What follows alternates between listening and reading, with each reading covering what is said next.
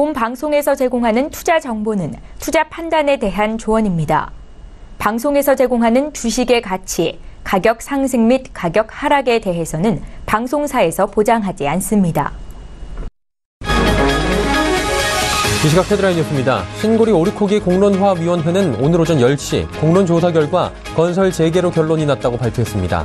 시민참여단의 최종 4차 조사 결과 건설 재개는 59.5%, 중단은 40.5%로 건설 재개로 결론 났습니다. 이는 권고안이지만 정부는 시민참여단의 결론을 전적으로 수용한다는 입장이어서 신고리 오리코기 공사는 신속하게 재개될 전망입니다. 미국 국제무역위원회 ITC는 워싱턴 DC 사무소에서 미국 세탁기 산업에 대한 구제 조치를 논의하는 공청회를 열었습니다.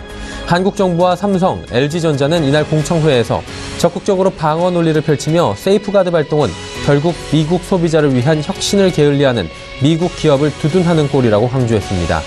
공청회에는 헨리 맥메스터 사우스캐롤라이나 주지사도 참석했고 삼성과 LG를 적극적으로 지원했습니다. 정부가 세금으로 거뒀으나 20년 가까이 처분하지 못한 비상장 주식이 200억 원어치가 넘는 것으로 확인됐습니다.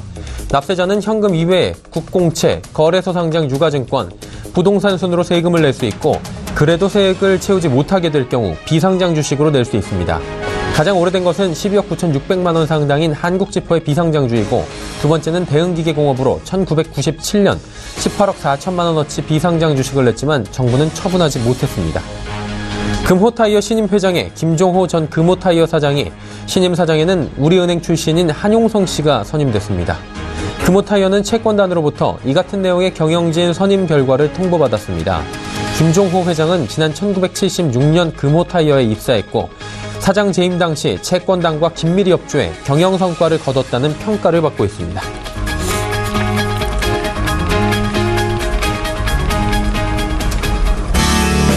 시청자 여러분 안녕하십니까. 오늘장 내일장 일부 문을 열도록 하겠습니다. 서정돈입니다. 자, 한 주를 마무리하는 금요일장입니다. 거래소 시장, 코스닥 시장, 양시장 모두 상승하고 있고요. 전고점을 뚫기 위해서 거래소 시장은 다시금 힘을 내는 모습입니다. 2,485포인트 정도에서 지금 움직이고 있고요. 오늘은 외국인 매수가 또 강하게 들어와주고 있습니다. 그리고 잠시 조정이 나오는 전기전자업종 상승이 지수에 긍정적인 영향을 주고 있는데 삼성전자, SK하이닉스 그간 조정이 좀 있었죠. 특히나 SK하이닉스의 조정폭이 깊었는데 오늘 3% 정도의 상승이 현재 나오고 있습니다. 이외에도 삼성 SDI, 삼성전기, LG이노텍 등의 부품 업체들도 같이 선방하는 모습을 보이고 있습니다. 그리고 조금 전에 저희가 전해드린 바와 같이 많이들 알고 계시겠지만 원전 관련주들의 움직임이 보일 수밖에 없습니다. 신고리 원전 오리코기 공사 재개가 지금 공론화위원회 재개 권고가 나오면서 관련주죠. 두산중공업, 한국전력 등의 종목들이 상승 흐름을 가져가고 있고 이와는 반대로 또 자원과 관련된 종목들, 태양광 관련된 종목들은 좀 힘들어하는 모습입니다. 일단 국내 시장은 점차 안정을 찾아가고 있는 모습을 보입니다. 전고점을 뚫기 위한 움직임으로 볼 수 있다는 견해 여전히 강한데요. 글로벌 경기가 좋습니다. 특히 미국 쪽 증시는 전일도 전고점을 뚫고 올라가는 좋은 모습이었고요. 차기 연준 의장의 선임이나 예산안 통과 등이 지금 증시의 호재가 될 수 있다라는 측면으로 받아들여집니다. 그러다 보니까 IT 종목의 거품론이 나왔는데요. 이 부분을 국내외의 이슈들이 상쇄시켜줄 수 있다. 전고점 2,500포인트까지도 문제없다라는 목소리들이 강하게 나옵니다. 한 줄이 마무리하는 금요일장인데 오늘도 지금 시장 좋은 것 같습니다. 바로 시장 상황 살펴보면 좋을 것 같고요. 자, 본 방송에서 제공하는 정보는 투자 판단에 대한 조언일 뿐입니다. 해당 주식의 가치, 수익률 보장해드리지 않는다는 점 참고해 주시길 바랍니다. 코스피 지수부터 확인해 보도록 하겠습니다. 2,484포인트대에서 현재 움직이고 있고요. 2,484.77포인트입니다. 0.47% 상승, 두 자릿수의 상승이 오늘도 나옵니다. 어제의 낙폭을 그대로 되돌림하면서 이제 2,490포인트 전고점대까지 얼마 남지 않았습니다. 일중 흐름 살펴보도록 하죠. 자, 일중 흐름 보시면 오늘 장 초반보다 장 후반이 좋아지고 있는 모습 확인하실 수가 있습니다. 2,470포인트대까지도 빠지긴 했는데 이후에 바로 상승 흐름 가져갔고요. 현재 2,485포인트대 오늘의 고점 부근에서 움직이고 있습니다. 힘이 아직 남아있는 모습인데 수급주체 한번 체크해 보도록 하죠. 오늘 수급주체 주 원인은 외국인입니다. 상승은 외국인이 이끌어가고 있는데요. 오늘 전기전자업종, 운송장비업종에서 특히나 외국인 매수가 강합니다. 1,186억 원이나 사고요. 개인은 매도 전환했습니다. 26억 원. 그리고 기관은 1,264억 원 팔고 있는데 기관은 전주체가 골고루 지금 팔고 있다. 참고하시면 됩니다. 자, 시가총액 상위 종목들 만나보도록 하죠. 말씀드린 대로 삼성전자와 SK하이닉스 낙폭이 좀 있었는데 오늘은 어느 정도 반등이 좀 나옵니다. 삼성전자 268만 6천 원대까지 회복했고요. SK하이닉스의 상승폭이 큽니다. 8만 원대 바로 회복하면서 3.42% 올라갑니다. 현대차는 지금 보합, 포스코는 어제까지 올랐는데 오늘은 또 1.91% 빠지고 있습니다.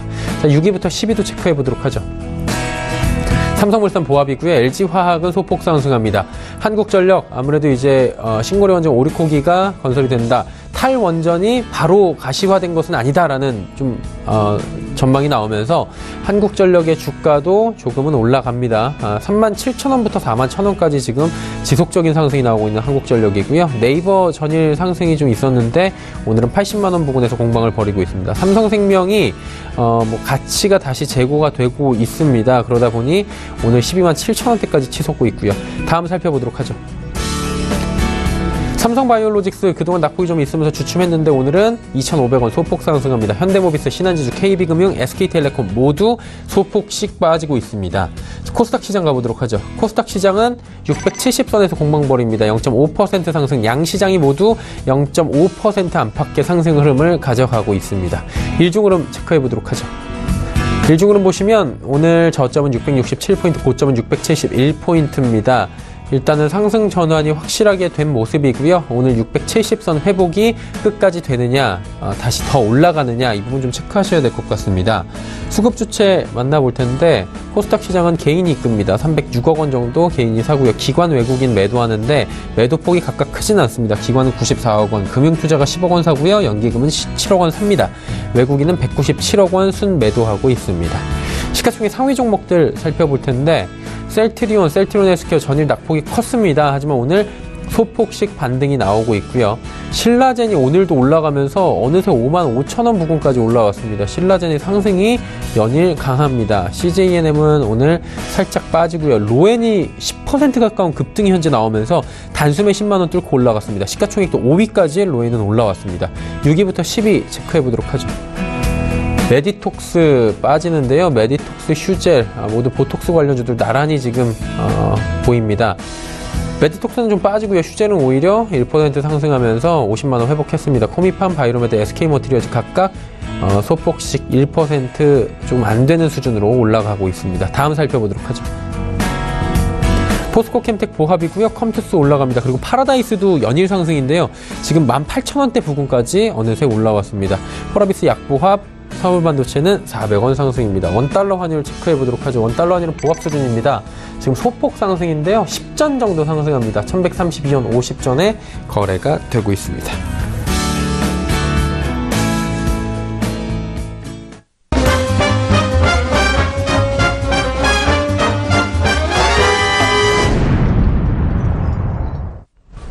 금요일장의 이슈 바로 짚어보도록 하겠습니다. NH투자증권 투자전략팀의 조현주 연구원입니다. 안녕하세요, 연구원님.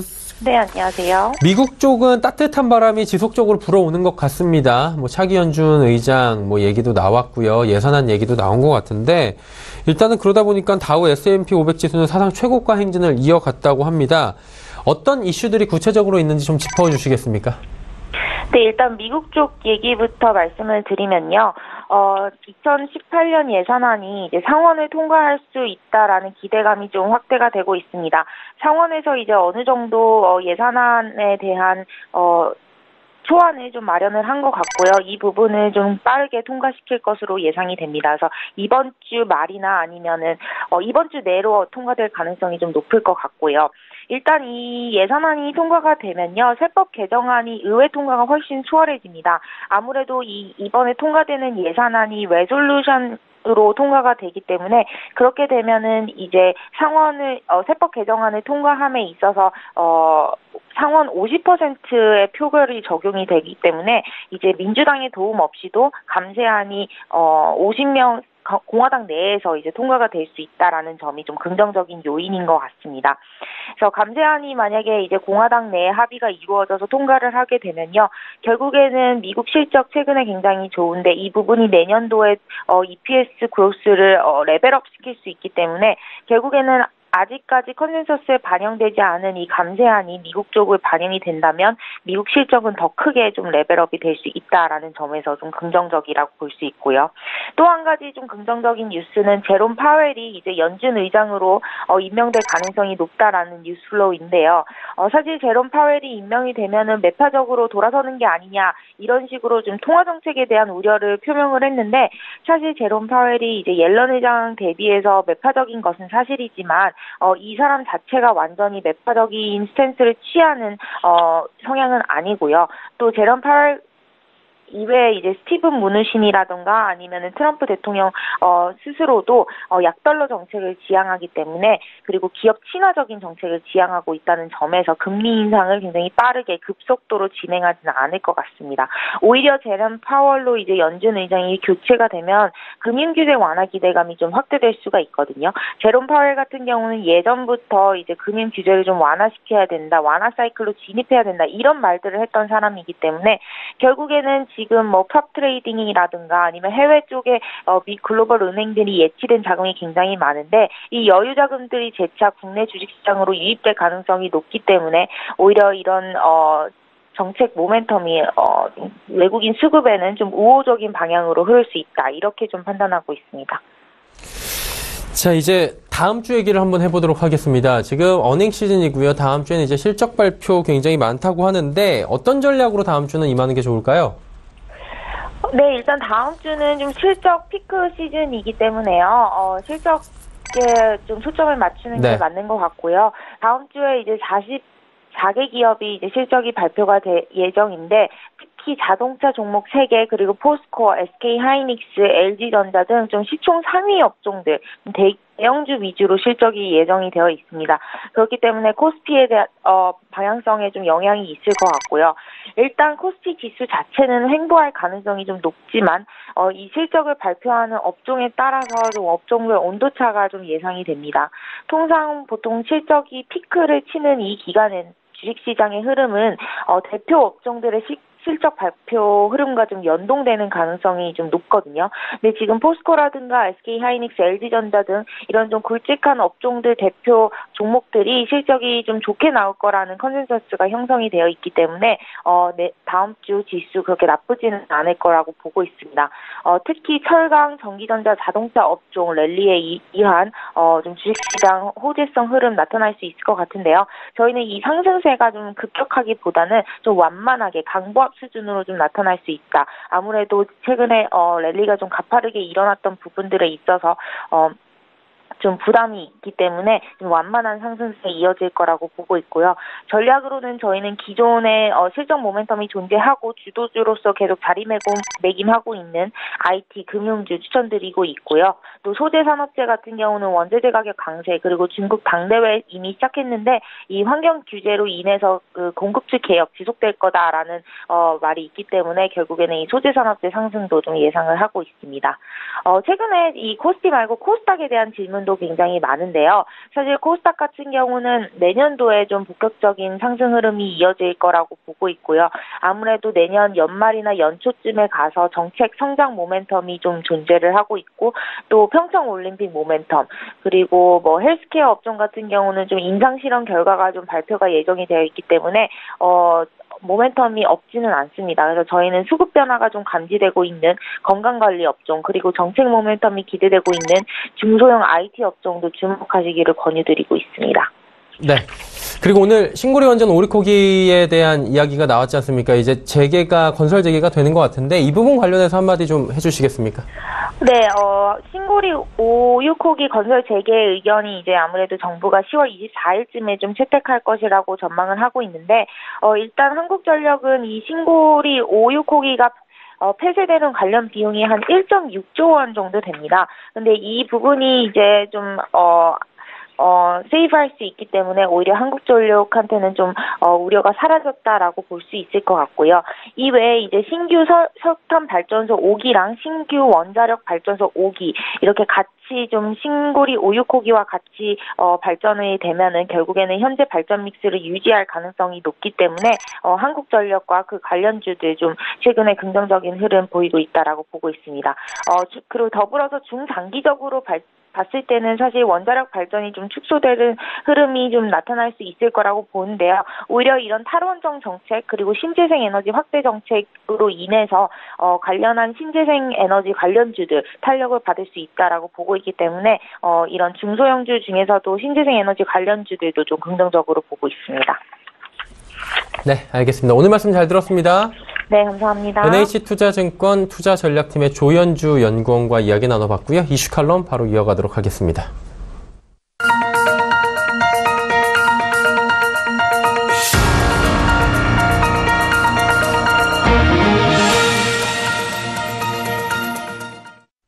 마켓 리더들과 함께하는 시간 이슈 칼럼 시간입니다. 오늘은 미중산업경제연구소 조용찬 소장과 함께합니다. 소장님 안녕하세요.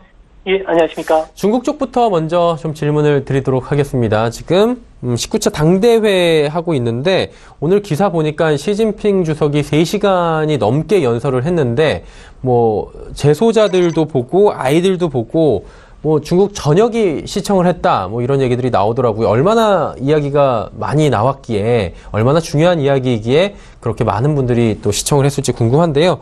어떤 메시지가 구체적으로 나왔나요? 네, 시진핑 그 총書記 같은 경우에는 가장 그 정치 보고의 핵심은 중화민족의 위대한 부흥, 그러니까 중국의 꿈을 실현시키겠다는 건데요. 뭐 시장에서 그 각광을 받았던 것은 아무래도 2049년도 되면은 중국이 건국된 지 100주년 해가 됩니다. 이때 세계를 리드하는 강대국이 되겠다는 청사진을 밝혔고요. 세부적인 계획으로다가는 2020년대에는 경제 규모 면에서는 미국을 제치고 G1 국가로 올라서겠다는 겁니다. 이뿐만 아니라 2035년까지는 세계 군사 강국이 되겠다는 목표를 제시했는데요. 개혁 개방을 이룬 그 경제적 성과를 바탕으로 했을 경우에 미국에 도전하는 유일한 강대국이 될 것은 분명해 보입니다. 이제 문제는 중국의 경제적인 성과가 미국이 주도했던 국제 질서죠. 달러 기축 통화 제재 그리고 자유무역 체제 위에서 이룬 것인 만큼 지금도 중국의 제조업 경기는 미국의 ISM 제조업 지수에 연동돼서 움직이고 있다는 겁니다. 도전 자체가 불가능할 뿐만 아니라 서방 국가와 협력 없이는 신형 대국 관계라든지 1대1로 사업, 중국의 꿈, 중화민족의 위대한 부흥은 이룰 수가 없습니다. 앞으로 중국이 그 본격적인 강대국이 되기 위해서는 국제 질서 유지라든지 글로벌 문제에 좀 적극적으로 나서야 되겠고 글로벌 스탠다드를 만들어야 되는데 사드 문제와 관련한 지역적인 문제로 인해서 주변국들과의 그 갈등을 빚는 이런 모습을 봤을 경우에 2050년이 되더라도 진정한 아메리칸 파워에 대항할 수 있는 나라는 되지는 못할 것으로 보입니다. 네. 2050년 얘기들 어제부터 많이 나오고 있는 것 같은데요. 중국 특색의 사회주의 신세대를 언급을 했다고 합니다. 그래서 소강사회를 언급했다고 하는데 일단은 뭐 사드 문제로 아직까지 풀리진 않았지만 우리나라와 중국 간의 여러 가지 이제 경제적인 교역 부분 무시할 수 없는 부분이 있는 것 같은데요. 어떻게 해석하면 됩니까? 수혜받는 업종들 분명히 생길 것 같은데요. 네, 그 소강 사회라는 것은 풍족한 사회일 뿐만 아니라 누구도 해외 여행도 갈 수 있는 그런 그 자본력이 뒷받침된 사회를 말하게 되는데요. 이런 사회는 아무래도 경제의 뉴 노멀이 뒷받침돼야 되겠고요. 이를 위해서는 뭐 시장 경제 역할이 강조될 뿐만 아니라 뭐 도농 간의 격차도 좀 해소가 돼야 되는 사회입니다.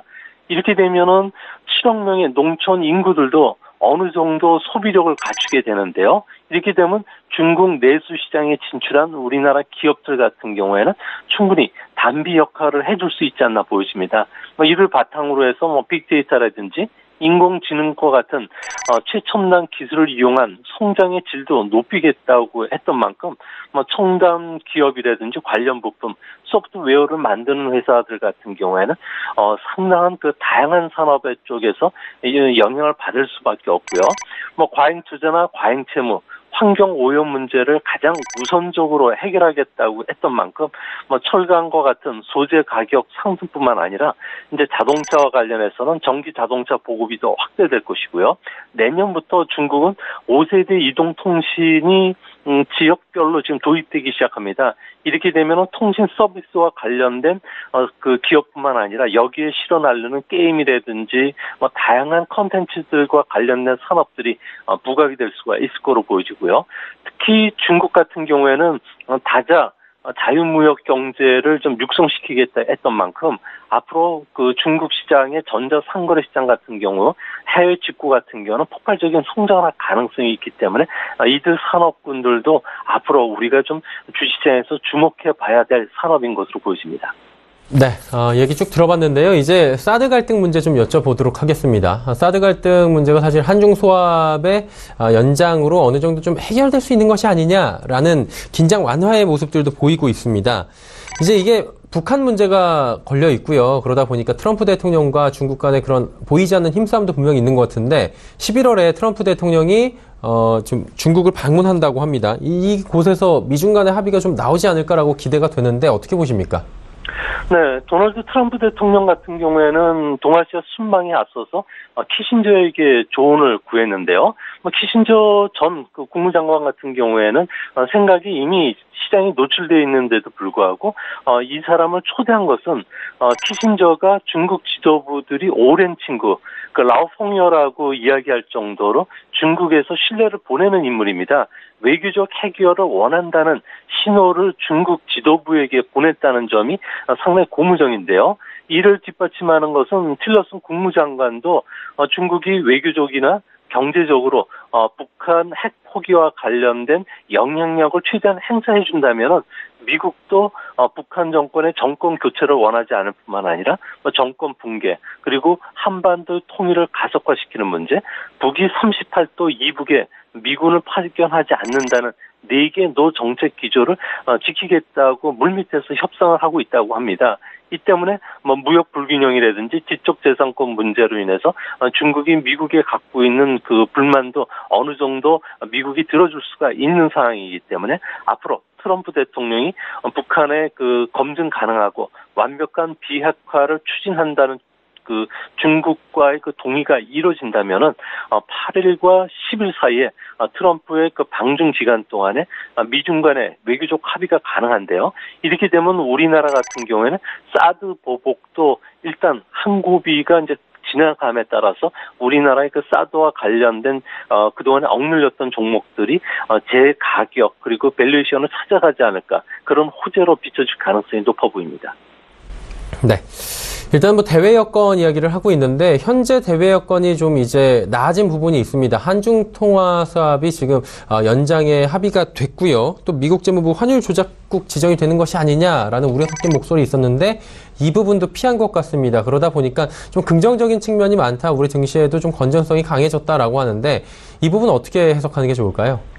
네, 시진핑 2기 내각이죠. 앞으로 5년간 그 중국은 경제 개혁뿐만 아니라 대외 개방 2.0 전략을 추진하게 되는데요. 2.0이라는 것은 자유무역 시험국뿐만 아니라 1대1로 구상, 자유무역 협정, 위안화의 국제화가 주요 축이 됩니다. 이런 만큼 그동안에 그 시진핑 1기 내각 동안에 주변국들과의 갈등 관계를 빚었는데요. 2기에서는 이런 갈등 관계를 완화시켜주는 대정책으로 전환된다는 겁니다. 가장 먼저 우리나라와 통화스와프 협상이 연장이 됐는데요. 이 때문에 한중 그 정상회담이 내년 초에는 열릴 가능성이 큰데요. 사드 배치와 관련해서 중국이 좀 전향적으로 나오고요. 우리나라 같은 경우에도 어느 정도 좀 유연성을 갖춰준다면은 사드 보복이 단계적으로 풀릴 가능성이 큽니다. 이렇게 되면은 당장 그동안에 억눌려왔던 여행 특수들이 일어날 가능성이 큰데요. 항공이나 호텔, 카지노, 백화점 쪽에서는 내년부터는 좀 매출 증가도 기대해 볼지 않을까 보여지고요. 또 중국 내수 시장과 관련된 그동안에 그 비관세 장벽이 높았는데요. 앞으로 음악이나 영화, 게임, 전자상거래 관련 다양한 서비스 산업 쪽에서도 규제가 풀림과 동시에 사업 기회도 찾지 않을까 보여집니다. 그런 측면에서 봤을 경우에 사드 보복이 끝나더라도 미중 간의 패권 다툼은 분명히 일어날 수가 있기 때문에 아무래도 좀 그 장기적인 측면에서 우리 같은 경우에는 그 경쟁력이 약화된 기업들 그리고 소재나 부품 기업들 이런 쪽은 아무래도 동남아라든지 인도 그리고 남미 쪽으로 이전시키는 작업도 좀 좋아 보이고요. 또 중국 의존도를 낮추는 방안들도 정부나 기업들도 마련해야 되지 않을까 생각이 듭니다. 네, 알겠습니다. 오늘 말씀 잘 들었습니다. 예, 감사합니다. 미중산업경제연구소 조용찬 소장과 이야기 나눠봤습니다.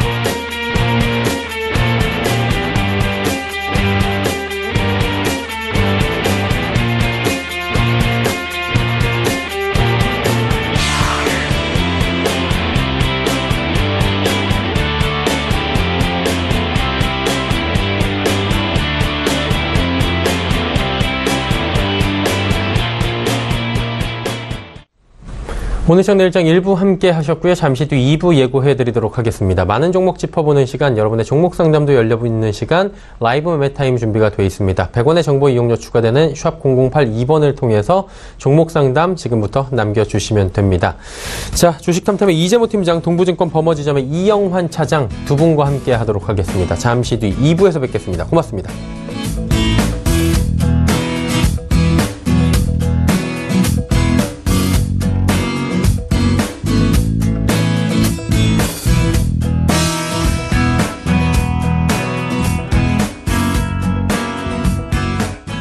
본 방송에서 제공하는 투자 정보는 투자 판단에 대한 조언입니다. 방송에서 제공하는 주식의 가치, 가격 상승 및 가격 하락에 대해서는 방송사에서 보장하지 않습니다.